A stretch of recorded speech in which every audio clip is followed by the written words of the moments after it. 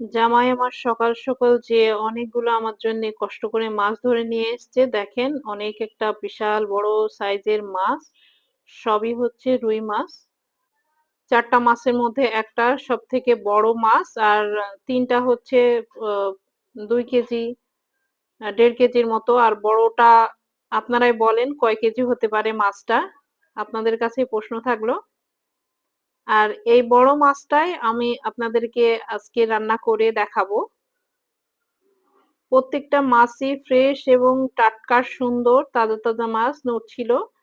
আর video করতে, করতে হচ্ছে আর নড়ছে না, মারা গেছে। তবে এখনো তাজা আছে মাছগুলা। অনেক সুন্দর। আমি কি যে খুশি হয়েছি আর এইরকম তাজা তরতাজা মাছ দেখতে আমার খুবই ভালো লাগে। কাটা বাছা করতে, খেতে। দেখবেন যে টাটকা মাছগুলা খেতেও খুবই দারুণ হয়। যেভাবে রান্না করেন না কেন। এই, এই মাছ আবার কেটে ফ্রিজে রেখে দিলে একটা স্বাদ হয়। আর টাটকা ফ্রেশ রান্না করলে সেই মাছটার খুবই টেস্টি হয় খেতে মাছটা। দেখতে থাকুন ভিডিওটা শেষ পর্যন্ত। কতগুলা মাছ হয়। তবে সবগুলাই আমরা খাবো না। সবাইকে দিয়ে থুয়েই খাবো। এতগুলা মাছ আমার জামাই নিয়ে আসছে কষ্ট করে।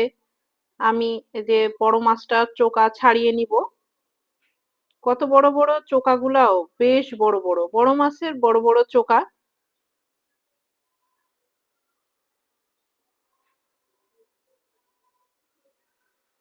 আমি মাছের চোকা ছাড়ানো দিয়ে খুব সুন্দর করে চোকাগুলা ছাড়িয়ে নিবো। আমার মতো এইভাবে বড় মাছ দেখতে এবং কাটতে কে পছন্দ করো আপুরা? কমেন্ট সেকশনে জানিও অবশ্যই। আমার তো খুবই ভালো লাগে। আমি খুবই খুশি হয়েছিলাম। দেখো হাঁসগুলা কত বড়, বড়। আসসালামু আলাইকুম বন্ধুরা।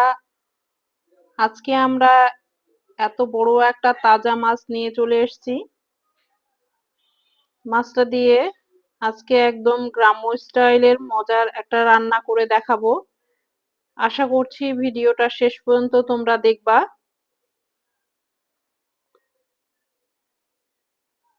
প্রথমে আমি মাছটা পরিষ্কার করে ধুয়ে তারপরে আঁশগুলা ছাড়িয়ে নিচ্ছি। প্রথমে এক পাশটা আমি মাছের ভালোভাবে আঁশটাকে ছাড়িয়ে নিব।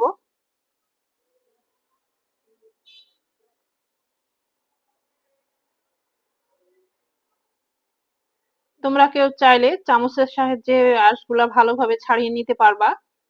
আমার কাছে আঁশ ছাড়ানো ছিল এইজন্যে এটা একটু তাড়াতাড়ি আঁশটা ছাড়ানো যায়।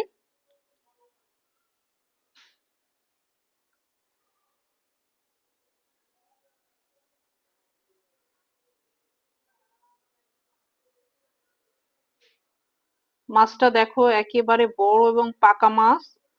লাল হয়ে গেছে। চোকাগুলা একেবারে লাল হলুদ সংমিশ্রণ। দেখতেই মনটা আমার জুড়িয়ে যাচ্ছে। খেতে না জানি কত মজা হবে। অনেক মজা হয়েছিল মাছটা খেতে।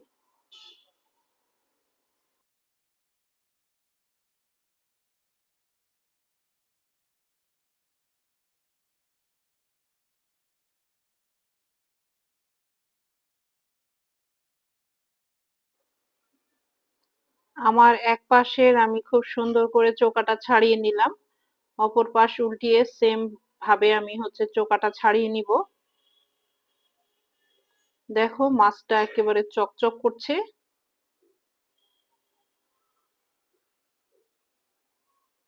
বড় মাছ যেমন দেখতে সুন্দর লাগে তেমন রান্না করলে খেতেও খুবই দারুণ মজা লাগে।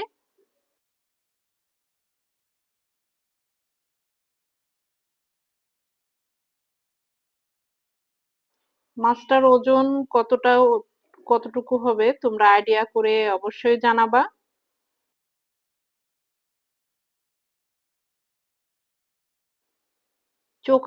মাছটাতে চোকা ছাড়াইতেও বেশ অনেকটা সময় লেগেছে। কারণ বড় মাছের বড় বড় চোকা ছাড়ানো খুবই কষ্টকর ছিল। চোখা আমি ছাড়িয়ে নিয়েছি শেষ পর্যন্ত। এবার মাছটাকে পিস পিস করে কাটার পালা। দেখো, একবারে টাটকা মাছ, দেখে বোঝা যাচ্ছে রক্তে একেবারে লাল হয়ে গেল। মাছে একেবারে হালকা পরিমাণ ডিম ছিল। অল্প ডিম ছিল, খুব বেশি ডিম ছিল না। ডিম থাকলে মাছ টেস্ট লাগে, তবে পেটটা একেবারে খোলস হয়ে যায়। এটা বেশ অনেক পিস হয়েছিল মাছটা। আমার শাশুড়ি কাটছিল মাছটা, বড় মাছ। আমি কাটার সাহস করিনি।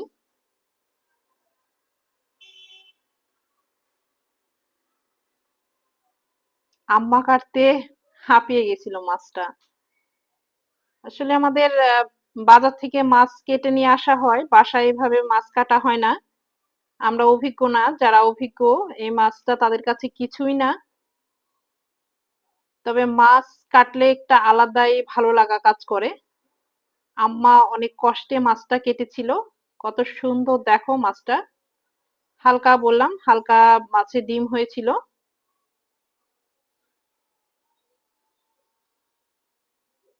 পিচের মধ্যে থেকে আবার তোমার আর বড় বড় হবে এজন্য আম্মা আর এক ফালটা দিয়ে দিয়েছিল। তাও কত বড় মাছ দেখো। আমার ছোট মেয়ের ভয়টা একটু কম, ও দাদির সঙ্গে মাছ নাড়ছে, সাহস খুব বেশি।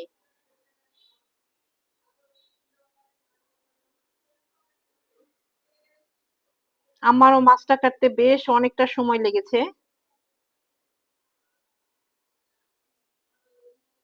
পিচের মধ্যে থেকে আবার ফাড় দিচ্ছে, কারণ মাছটা অনেক বড় বড় হয়ে যাবে।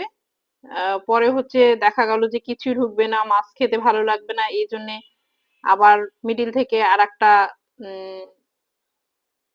ফালটা করে নিচ্ছে। তাও অনেক বড় বড় পিস হয়েছিল মাছগুলার।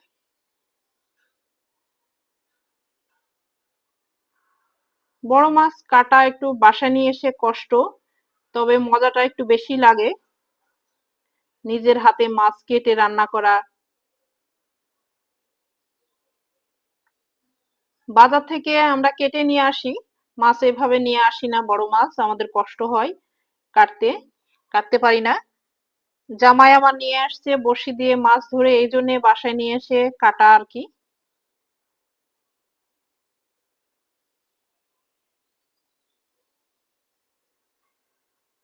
পিসগুলা বেশ অনেক বড় এবং চওড়া চওড়া ছিল।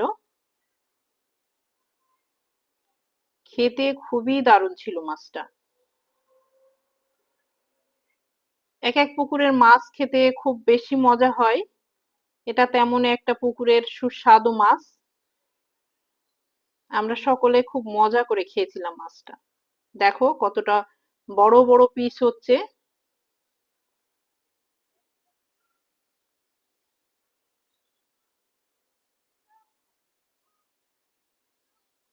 যারা মাছ কাটে তাদের বটি অনেক বড় বড় হয়, তার ধারালো হয়, তাদের জন্য কষ্ট হয় না। তারা খুব সহজেই ইজিলি মাছ কাটতে পারে। আর তাদের কাটার একটা অভ্যাস থাকে। তবে আম্মা খুব সুন্দর করে পিসটা করতে পেরেছিল। অনেকগুলা মাছ হয়েছিল, আমরা সবাইকে দিয়ে খেয়েছিলাম। দেখো লেজাটাই কত বড়।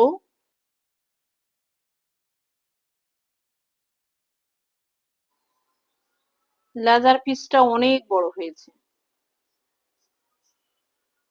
এক পিচেই মন ভরে যাবে খেতে পারলে। লেজাটা আমার জামাই খাবে। আমার জামাই আবার লেজা খুব পছন্দ করে।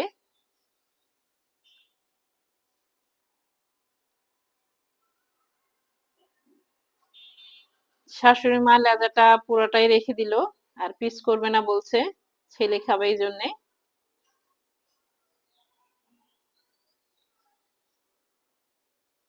দেখো কতটা চওড়া হয়েছে লেজাটা। লেজাটা অবশ্যই তোমরা ফাঁকিয়ে ফাঁকিয়ে দিবা, না হলে কিছু ঢুকবে না। মাথাটা মনে হচ্ছে কাতল মাছের মাথার মতো, তবে এটা কাতল মাছ না, রুই মাছ। বড় এর জন্য মাথাটাও বড়, বেশ বড়। মাথাটা কাটতেও খুব বেগ পেতে হয়েছে। একটা লোহা দিয়ে বাড়ি দিয়ে আম্মা কাটতে পেরেছে এটা। মাথাটাও বেশ বড়, চওড়া।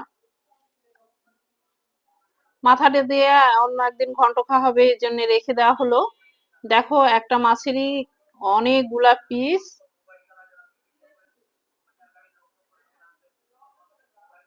অনেকটা পিস হয়েছিল। সবগুলো মাছের প্রয়োজন হবে না, তাই ফ্রিজে রেখে আমার যে কয়টা প্রয়োজন সে অনুপাতে আমি একটা বলে মাছের পিসগুলো নিয়ে নিয়েছি এবং পরিষ্কার করে ধুয়ে ভাজার জন্য লবণ, হলুদ, মরিচ আমি ভালোভাবে মাখিয়ে নিয়েছি হাতের সাহায্যে।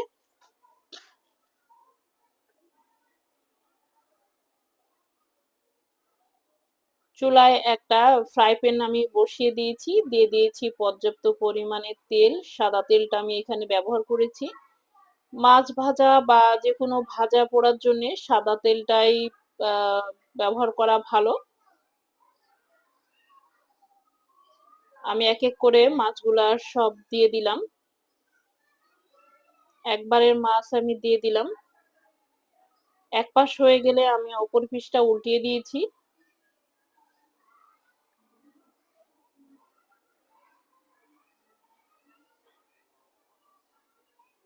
মাছে আমি আমার পছন্দের মতো কালার আসলেই আমি এগুলাকে উঠিয়ে নিব। আমি মাছগুলাকে খুব একেবারে মচমচে করেও ভাজবো না, আবার একেবারে কাঁচাও রাখবো না। আমার পছন্দ মতো মাছের কালার চলে এসছে। আমি এক এক করে মাছগুলা একটা বলে উঠিয়ে নিব।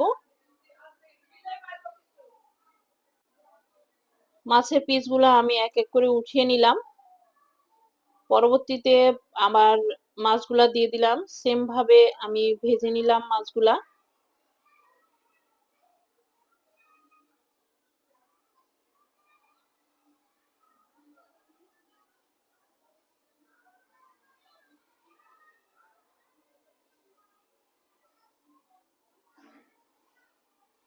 মাছটা আমার দ্বিতীয়বারও ভাজা হয়ে গেছে। আমার পছন্দ মতো কালার চলে এসছে। এজন্য আমি এক এক করে মাছগুলা আমি প্লেটে উঠিয়ে নিব।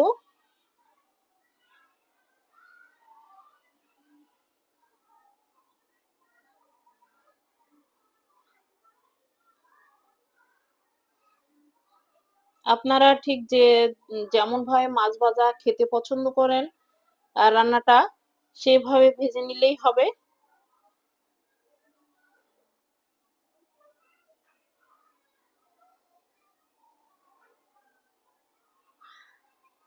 আমার কাছে এমন ভাবে মাছ ভাজায় পারফেক্ট মনে হয় যে মাছটা খেতেও খুবই ভালো লাগে। এজন্য এভাবে আমরা ভেজে নিই।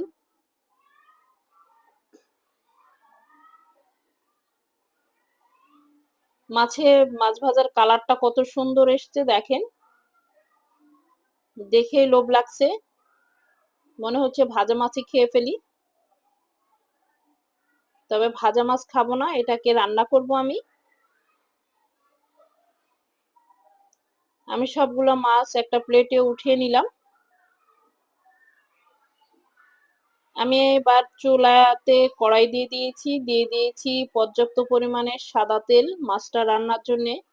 আর এখানে দিয়ে দিয়েছি কয়েকটা পেঁয়াজ কুচি। পেঁয়াজটাকে একটু তাড়াতাড়ি বাদামি করার জন্যে আমি একটু অল্প পরিমাণ লবণ দিয়ে দিলাম। লবণ দিলে তাড়াতাড়ি পেঁয়াজের কালারটা চলে আসে এবং কালারটাও খুব সুন্দর আসে। আমি আজকে মাছটা টমেটো কুচি দিয়ে রান্না করব, এজন্যে আমি টমেটো কুচিটা দিয়ে দিলাম। টমেটো কুচি আর পেঁয়াজটা কিছুক্ষণ নেড়েচেড়ে দিয়ে দিলাম আদা রসুন বাটা। এখন এক এক করে সব গুঁড়া মশলা আমি অ্যাড করে দিব। দিয়ে দিলাম কাশ্মীরি মরিচের গুঁড়া, হলুদের গুঁড়া, ধনিয়ার গুঁড়া, সবশেষে দিলাম জিরার গুঁড়া। মসলাটাকে ভালোভাবে কষিয়ে নিব।